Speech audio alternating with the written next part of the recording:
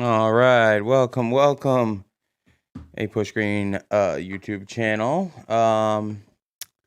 This is going to be chapter 5 here, and gonna be short. This is short PowerPoint, but there's some pretty important stuff in here, especially setting up, what happened in chapter 6 and 7, which we've already gone over.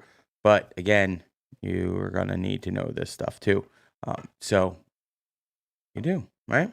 So let's get it started. Let's start off with our nice intro with my boy Danny Frieden, giving us the guitar solo. There we go. I'll be right back.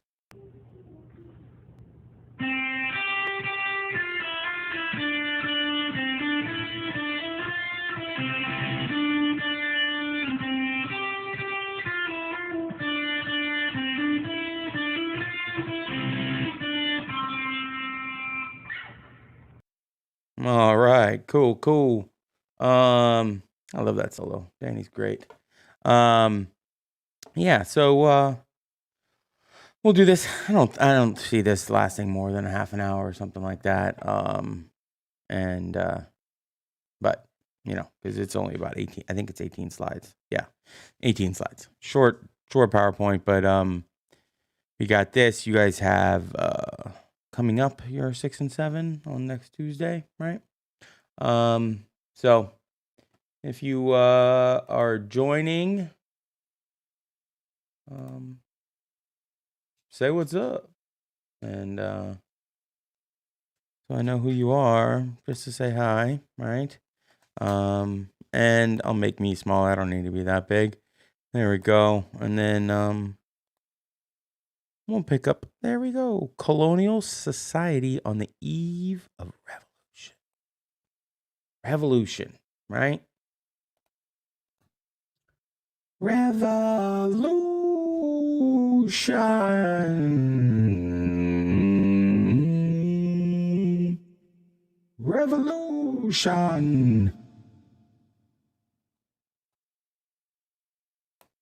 All right, so sorry, I got this voice changer. I don't know when that was. Was it last year or the year before? I like messing around with it. It's got stupid stuff like that. But all right, let's go. Stop messing around. So Conquest by Cradle, right? Here's the thing.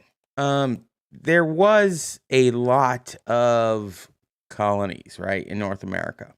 32 of them. Everybody's like, what? But only 13 of them were like, no, son, let's get out of here and we'll do our own thing, right? Canada and Jamaica were much wealthier because of, Jamaica because of a sugar, right? And Canada because of, well, there's nobody there, fur trade, right?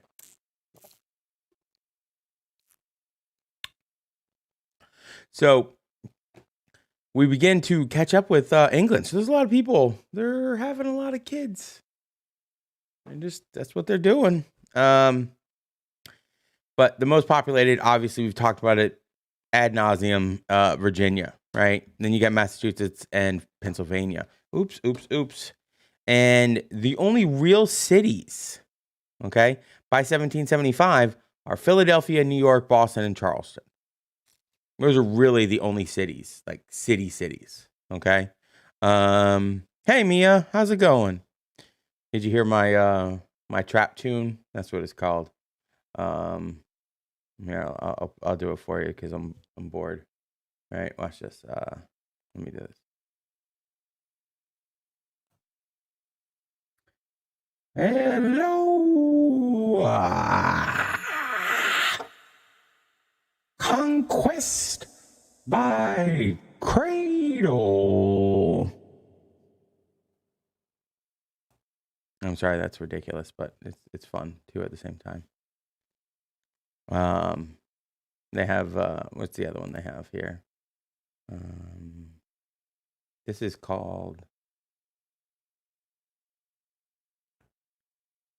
How about this one? With just like an echo, like I'm in a big hall or something. Or what? Mostly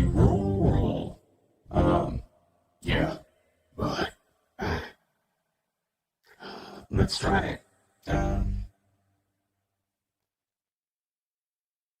Let's see.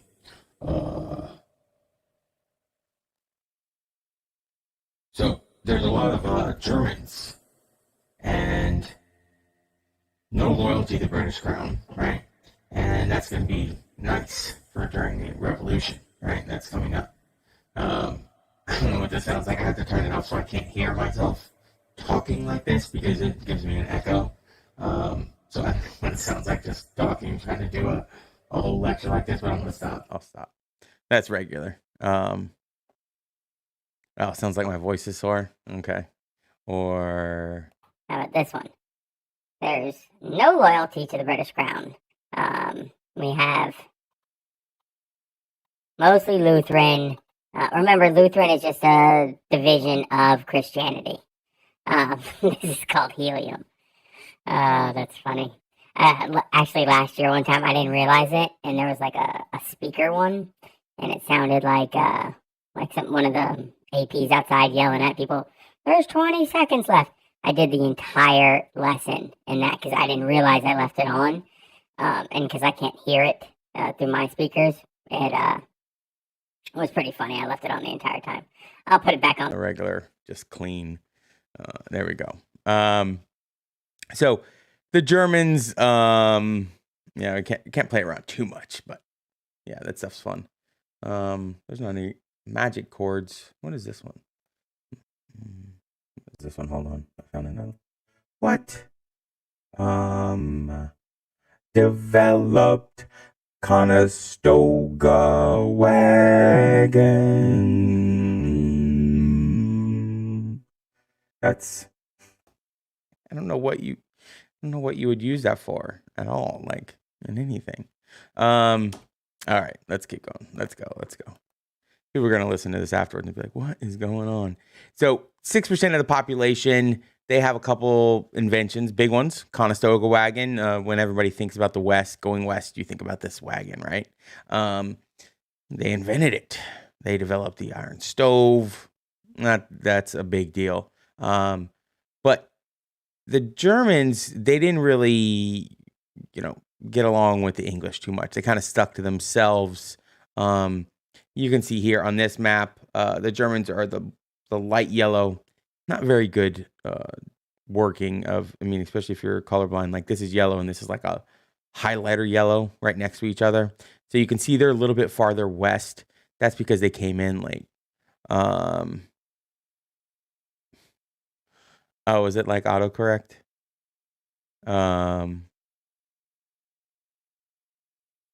Yeah.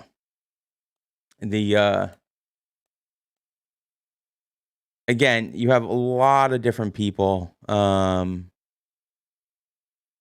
in these areas, okay, in the colonies. And the big thing here is they didn't have loyalty to the British crown. So that is going to give, when we get to, we did chapter 6. So when we were doing that and we were talking about, you did have some people who could get swayed one way or the other. These were the people because they really didn't care. But then at the same time, when, Thomas Paine came out with Common Sense, he swayed him like, hey, we can do our own thing. We should be able to do our own thing. Okay. The New England they're the ones that are, almost all white Puritan English. They're the ones that are not mixed. You could see that. Like it's just all solid yellow up here. That's because who wants to live up there in that weather, especially, back then with that type of, it's just got to be hard living up there. Really hard living. I'll just keep doing that. I don't know. It's fun. What else we got here? I think that's good on that one. Oh, and then we had, in 1775, so right before we have 400,000 blacks and former slaves. 90% of them are in the South. So that's why Cornwallis, when he went into the South, trying to stir up and get people he knew there was a lot of people in the South that he could use in fighting, if they could get away, right? That was the big thing, though. They weren't allowed to escape. They were on lockdown. And that's going to happen during the Civil War. A lot. It's going to happen a lot during the Civil War, especially towards the end. Emancipation Proclamation. We'll get there. So this is, what you really need to know on this is New England, not very diverse. Okay. Your middle colonies are the most diverse, have the most differences in people, while the South is almost all either planters or slaves. That's basically it. Okay. You have a little bit of things here and there, like the Scotch Highlanders in this area, but for the most part, it's going to be either planters or slaves. All right. Let's go. The Scots Irish, 7% of the population, so it's a good size. And the reason why they're called the Scots Irish, not big, not creative. They go from Scotland. They're pushed out of Scotland to Ireland, then to America. Scots Irish, not hard, right? Scots Irish. Scots Irish.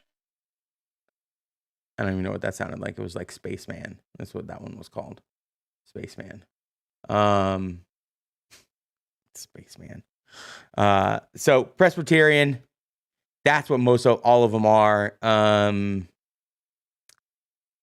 this is the key thing here. Okay. The Scots Irish resented British authority in the Anglican Church. Okay. They really did not like the Church of England, and that was their big thing. Okay. So, what happened here? Sorry, I hit the wrong button on my screen. There we go. They're the ones that are going to build the log cabins, and they would move on. That's why you have log cabins. They're very easily moved because they're just logs stacked on top of each other. So you can just be like, whoop, whoop, whoop, whoop, whoop, and just take them apart. And you can transport them very easily, more than any other type of house. So they're going to not back down to any of the Native Americans that they reach in the Appalachians. They want to be on their own. They like to drink a lot, but it's not, that's just what they do. And so they're the ones that are going to be really not involved in a lot of things until later on. Okay. They're the ones that brought whiskey, and you had a couple different movements, but you don't have to worry about those. They didn't like government, right? Obviously, if they went from Scotland to Ireland to America, they're not, not the most agreeable of groups. Okay.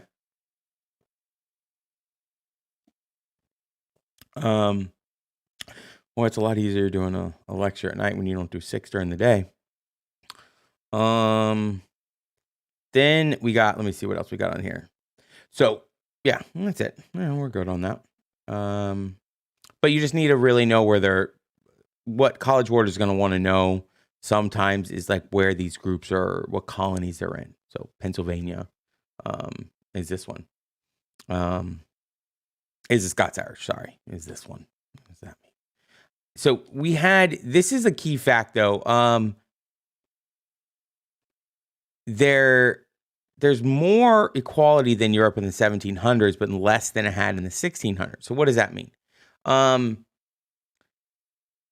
It really, you can see here. So like, look at the wealth distribution in colonial America. Okay. Boston, the richest 10%, 41, poorest 30% have 30. All right. So that goes, look how high that goes. The richest 10% have 61% of the wealth in Boston, right? But look at Philadelphia. Looks like it's... Okay. It looked like it was freezing or something. 69-1, right? So 70% of the wealth, the poorest 30% only had 1%. So that's... Even though, most Americans were small farmers, and you can move up the ladder, it really was hard. This gap in wealth is really, and you can, it's apparent here. Okay. And it's not as bad though as in Europe. That's the biggest thing. Okay. Europe, and that's why we're going to have a constant flow of immigrants coming in from Europe. All right. And we'll break it down later on. We're going to have old immigrants and new immigrants, because we're going to have it from one area of Europe, Western Europe. I almost said Eastern Europe, but Western Europe, like England, Germany, all these places we're talking about. And then later on, we're going to have a huge influx from Eastern Europe and Italy and things like that. All right. And so, yeah, remember all those indentured servants that come in. And the thing with the indentured servants are, you have to remember, we talked about it, what was that, last lecture? When indentured servants really stopped. Okay, that's going to be a big thing. And I know I talked about it then, but that's going to be Bacon's Rebellion, because that's a rebellion from indentured servants. And all the elites are like, maybe we should get rid of them and get slaves because we can control them better. Okay. But that's one of those things where indentured servants, they're increasing until Bacon's Rebellion. But they brought in a lot of people. Okay. And so you had, hey, buddy. Hi. How are you? You want to say hi to everybody? I bet he doesn't. Watch, I'll try to pick him up. Come here. No. Come here. Come here. Oh my gosh. Just hold on. He's like, I don't like being picked up. Oh. I don't like it.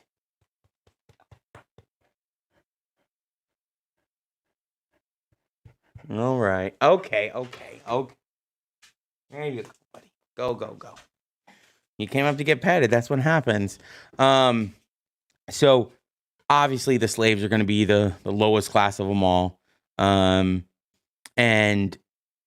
it's, the West Indies is where sugar is being made. That's going to be the key thing.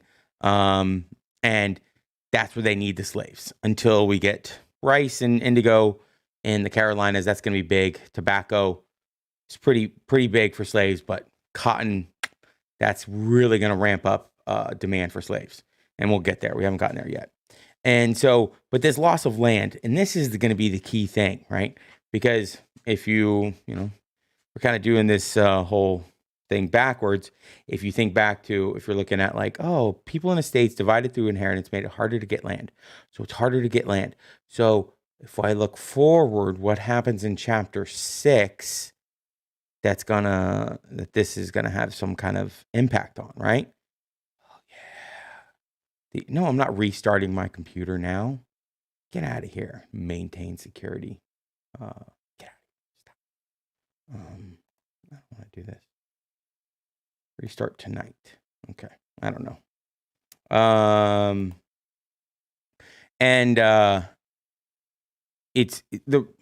messed up my train of thought. Oh, proclamation line of 1763. Remember? So a lot of people, you have more people, they were just dividing that huge estates because they were getting 50 acres under the headright system with indentured servants, right? Remember that? So they were getting 50 acres for each person they brought over. So they're just like, bring everybody over. I want all the land. So they get huge acreage, huge plantations in the South. And then therefore there's no more land for anybody else. So what does everybody want when they come over?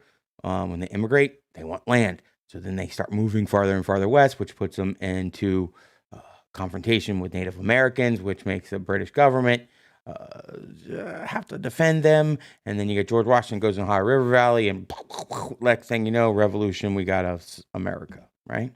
But it all started because it was hard to get land. So people were like, oh, we're going to keep going west, right? Hope you followed along with all of that. I know it was a lot. So the occupations. All right, I'm just gonna put all these up here to make it easier. The biggest thing, okay, is you have to know the differences between the colonies. All right. I put physicians were poorly trained. It was not like if you were like, oh, what is your son going to do? He's like, I'm going to be a physician. They're like, what a dummy. What? You should have been a minister. That's really like literally how it happened. Okay. So they didn't know a lot back then. It was more like, let's play around in there and see what's going on type thing. You definitely didn't want to have any kind of surgery during this time period. So anybody who was fairly healthy, right, and you didn't have things happen to you, you had a very good chance of living long. It's just you didn't want to have like somebody poking around in you because they didn't know what they were doing. They really didn't know what they were doing until about now it's like 110 years ago, 1910s to 20. Like World War I helped out a lot because I got to check and figure out things because you had a lot of people dying, and it was like, well, let's just see how we can do this thing. I know that sounds crude and cruel, but that's what it was. People dying, so they're like, hey, what happens if I cut this thing? Oh, don't do that again, right? Sorry, buddy. But that's how it happened. So after World War II, big uptick in medicine, but back 1700s, late 1700s, no bueno going to the physician. All right. And a lot of it, lawyers were not esteemed either. But everybody was a farmer. Okay. And, I put this again, tobacco, Maryland, Virginia. This is called, what area is this called? The Chesapeake, right? I know you all knew that. I know Mia knew it. I know Mariah knew it. I know you two knew it. But that's called the Chesapeake, right? And by the way, I don't think we did it in your classes. Oh yeah, we figured. So that question on the RCQ was bad with where did the Revolutionary War end? And it was not in the reading, right?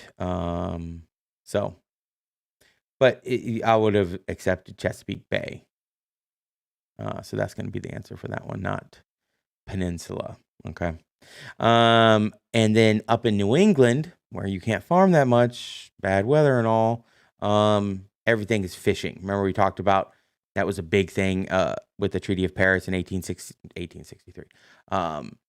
And 1783, at the end of the Revolutionary War, the fisheries around Newfoundland, which would be, Maine's here, Newfoundland would be up here, and then the fishing would be up here. Okay, just some of the best fishing in the world,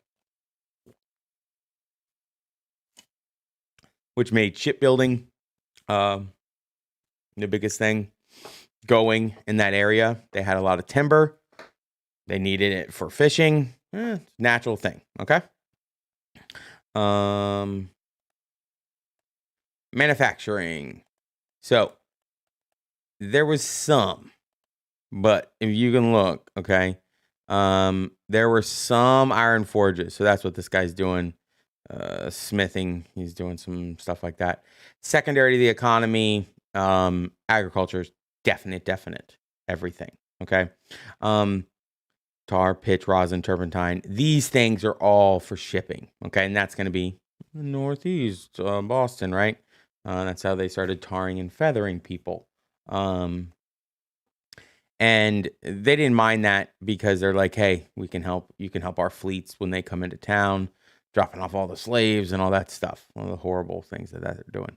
But the trade is mostly up north. Okay.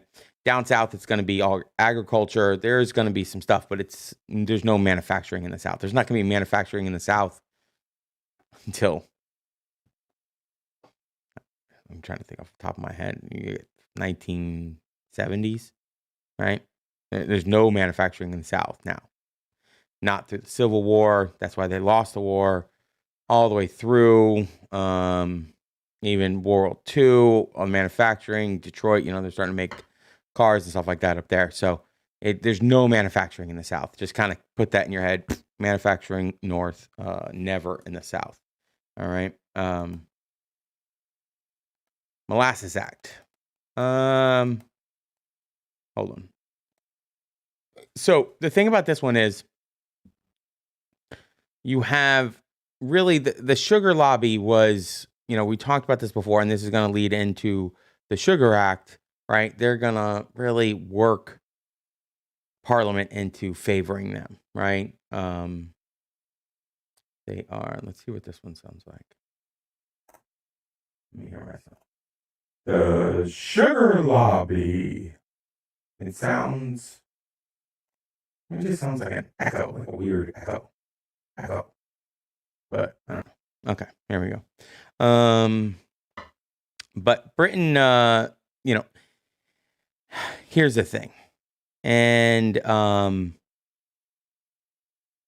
Molasses Act of 1733, this is going to set up a lot of smuggling, bribery, and that's going to set up people just learning how to break the law and smuggle, which 1733, this isn't a long time before we start picking up chapter 6, okay?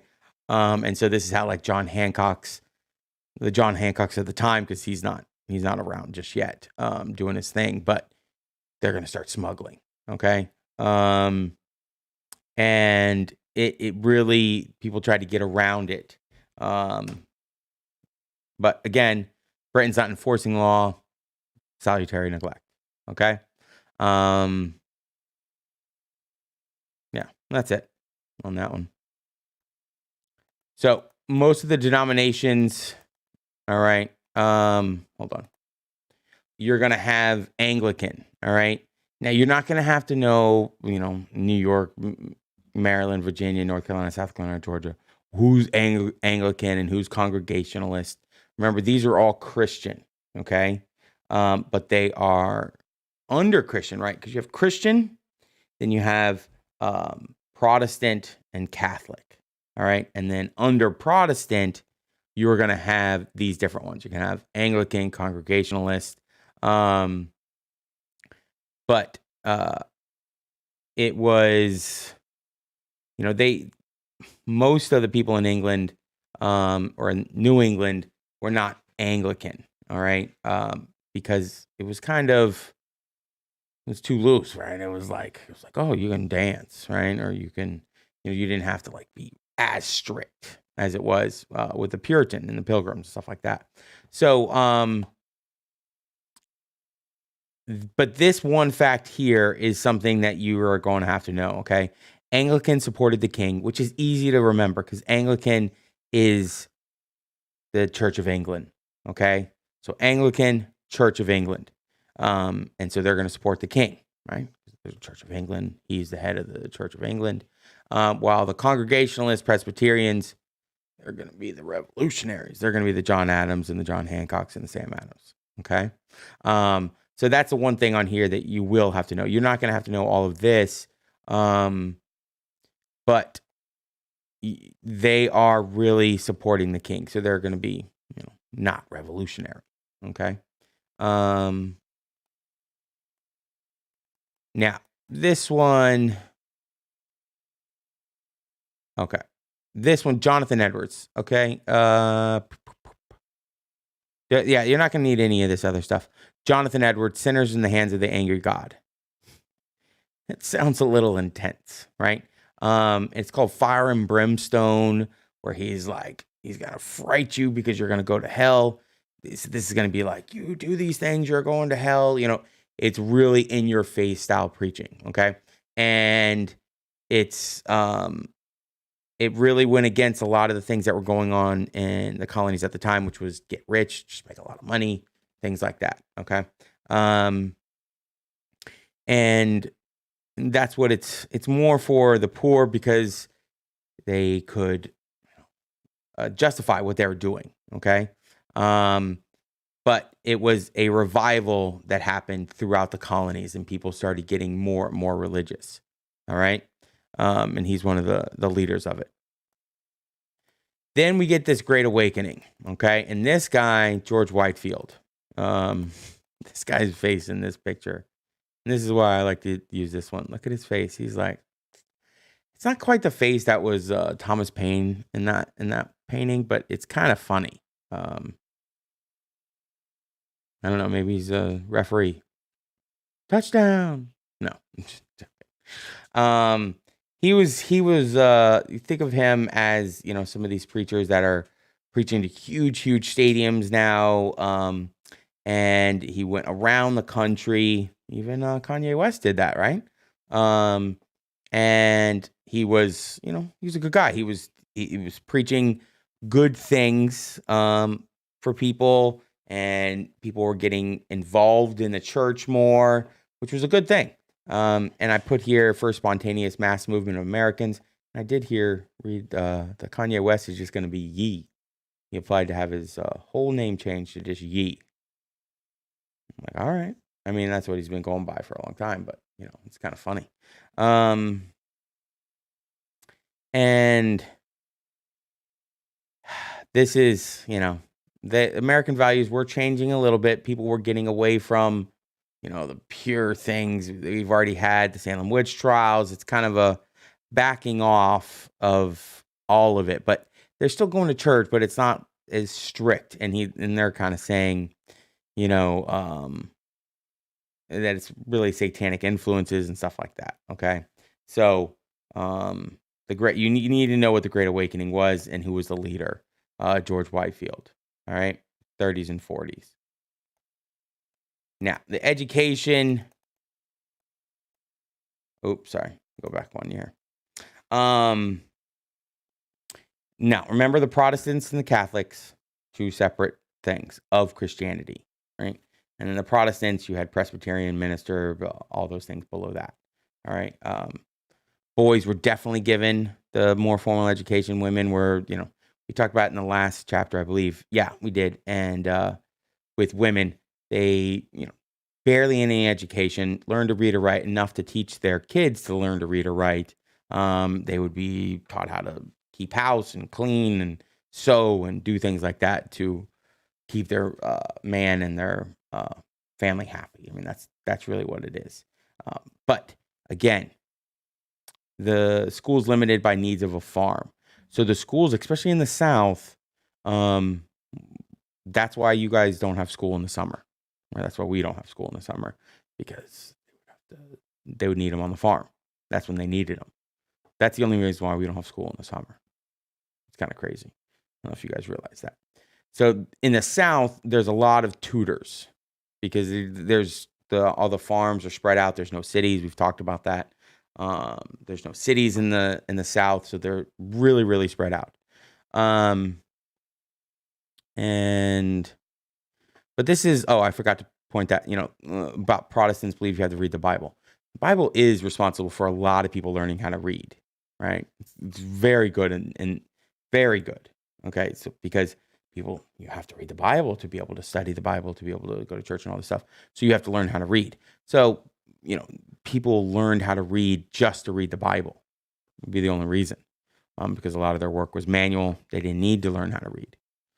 Now, you still have a lot of people who are illiterate who can't read in the colonies. It's all over the colonies, all right? And so these universities were training, it's called New Light. You don't really need, but they were training preachers and lawyers. Almost all the first colleges were all religious training. Harvard was the first, 1636. How crazy is that? That Harvard is 140 years older than the country that it's in, right? All of these are older than the United States, right? Every single one of these. Kind of crazy. The big schools to try to get into, Ivy League, crazy schools. Yeah, that's about it on that. So American painters, you had some American painters, but there really was no schools. You do have Phyllis Wheatley, great poet, taught herself how to read, was a slave, and that's illegal to teach a slave how to read. And she became a great poet. I know you guys do some stuff with her, and I think in Lang, but I'm not sure. And then you have Benjamin Franklin, right? He was a lot of things. Scientist, inventor, businessman, philosopher. We talked about him. He had a paper. He had invented a bunch of different things. Him and Thomas Jefferson were both, highly creative and, thinkers. We talked about him being a diplomat, being all known across Europe. We've talked about all that. What else? Yeah, so there's not a lot of art and culture here yet. It's just we haven't been here long enough. It's, they've been just trying to live more than try to get some paintings and stuff like that. Oh, this water is good. Tasty. All right. We got a couple things left. So the Pennsylvania Gazette. This is, you can see the F right here. See? He had the first circulation library, his own paper. This is going to be, they're written under pseudonyms, meaning, somebody else's name. And that's why you're going to lead to the Intercolonial Committees of Correspondence by Virginia later on in chapters 6 and 7. But the papers are going to play a huge role in the revolution, okay, at the beginning. And then later on, England puts a stop to it, and then they got to go underground, right? They got to go on the DL. But this is going to be a big one, okay? So John Zinger was publishing stuff about the New York governor, okay? And he got arrested for it. And everything he was saying, though, was true. So he was Andrew Hamilton. This is not Alexander Hamilton, right? Different people, okay? And this really, the big thing with the Zinger trial, though, it established the precedent of free press in America. And when we start talking about precedents, and we're going to start talking about them a lot, you're going to be like, precedent, bleh, or whatever. It's very, very important, okay? That's what our entire everything government is based on, is precedent, right? Once one thing happened once, you can use that to do it again for something else. You'd be like, oh, well, they did it then. It's like, say you're, I'm sure you guys have an older brother or sister, right? And your parents let them stay out till, I know I always use this analogy, but it works. They let them stay out till 11. And then they try to tell you, nah, you got to come back in at 10. And you're like, nah, mom, you set the precedent with, Colin that, I don't know why I picked Colin, I just did. That Colin gets to stay out till 11. So guess what? I get to stay out till 11, right? That's what it is, right? They set the precedent. It would be like in class, if the first day you guys came in and somebody was on their phone, like literally like talking in the middle of class, and I never corrected them, right? I would set the precedent that you can talk in class on your cell phone, right? And then from then on, it would just devolve into chaos, and we would all fail the exam. But that's what precedent is. You have to understand what it is and why it's important. Okay. Well, a couple more slides left. So the colonial legislatures, and we talked about this. Remember when they suspended them in New York, the Suspending Act, and you didn't have to remember all that, but this is what it is. So you have the Crown, a royal governor, council, and colonial assembly. These people are the wealthy. The colonial assembly they're still wealthy, but they're not like the upper class. Okay. Because these people in the council are appointed by the royal governor, but these are elected, right? So that's the lower house, just like how we have today. Upper house is the Senate. Lower house is the House of Representatives, right? More prestigious to be in the upper one, serve longer terms. We'll get into all that. All right. And this is controlled governors by limiting pay and budget. The assembly did. Remember, they suspended that. All right. With what act? They took that away. If you're saying in your head, Townshend. Oh, let me do it with a Spaceman. No, let's do it trap tune. Spaceman. No, I'm saying the wrong word. Townshend X. Townshend.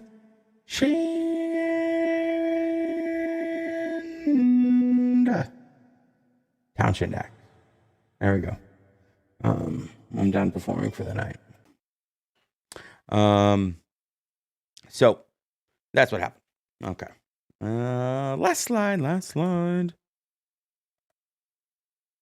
Colonial politics. Right? Town meetings. We talked about this at the end. When they started suspending these, and we said, oh, well, they're being used to have what am I talking about? Republicanism, Thomas Paine. We said New England, they're used to it because they have these town meetings and they have, people are involved in their own politics. That's what it is. Okay. But everything, the voting was tied to land ownerships. And you had some women in some colonies, but just think of them as it's all white male landowners that could vote. That's about it. All right. They all had limitations. Some of them even allowed, if you were black and you were a landowner, you could vote. That's going to go away. And then, obviously it will come back much later, but it is one of the things. So that's all we got. I told you it was going to be short, and it's 40 minutes. Not too bad. So we'll see you guys tomorrow. We have Declaration breakup letter tomorrow. It's gonna be fun. If you watch this before that, make sure you look at that declaration thing we brought up. Okay. And that's it. That's all I got. Thanks, Mia. Thanks for thank you. Very fun presentation. I'm glad. Hopefully more people watch it. We'll see. We'll see if they do. I can always count on my girls, Mia and Marae. You guys are always here. Good for you. You'll just do better on the test. I guarantee it. I guarantee it. Okay, that's it. I'm not singing anymore. There we go. Okay. Here's the intro. We're out.